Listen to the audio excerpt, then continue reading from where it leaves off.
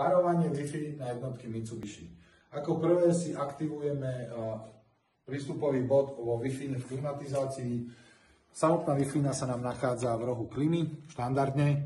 Pre aktiváciu toho prístupového bodu musíme na 7 sekúnd zatlačiť tlačidlo mode. Štandardne perom alebo špárátkom držíme potlačené 7 sekúnd. Wi-Fi nám začne vysielať. Pôjdeme do nastavenia telefónu, pôjdeme do Wi-Fi sieti, vyhľadáme tú jednotku. Štandardne má názov E a nejaké číselka. Je napísaná meno Wi-Fi na zadnom štítku tohoto routera, kde máme aj samozrejme heslo. Keď si ju nájdeme, pripojíme sa na tú Wi-Fi so zadaním hesla. Keď sme pripojení na samotnej klimatizácii, vždy vám bude písať, že nemá prístup na internet. Ak vám telefón bude hlásiť, že zostať na tejto Wi-Fi, vždy musíte ostať pripojení na Wi-Fi z klimatizácií. A ďalej idete do webového prehliadača, kde si zadávate adresu toho routerika, ktorá je http://192.168.11.1.1/network.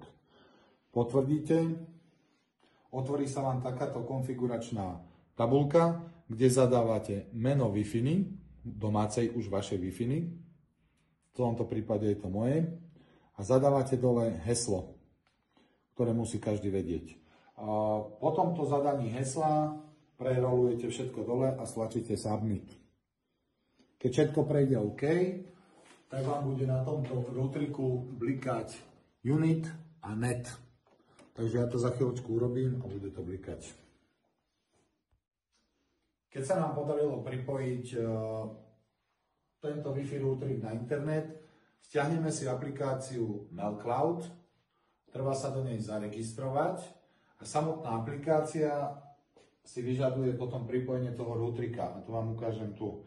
Máte aplikáciu MailCloud, už ste v nej nainštalovaní, prihlásení a musíte naskenovať zadný QR kódik, ktorý je na tom routeriku, na každom zvlášť. Po naskenovaní toho QR kódu vám vyskočí v aplikácii, že zaregistrovať novú jednotku. Napíše vám tam, že nové zariadenie. A vyplňujete to podľa toho, čo vám píše samotná tá aplikácia. Čiže model, meno modelu zariadenia, sériové čísla, dátum inštalácie a ešte sa vás tam pýta iné veci. Takže to treba všetko povyplňať, uložiť a už tá aplikácia je potom plne funkčná a viete používať klimatizáciu aj mimo domu.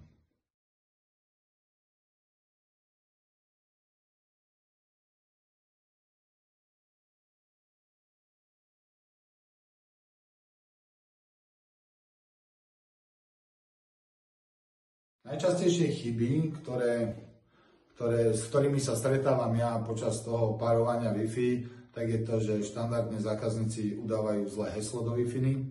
To zistíte vtedy, keď sa vám nechce pripojiť nikdy, alebo si nevypnete autopripájania na iné siete.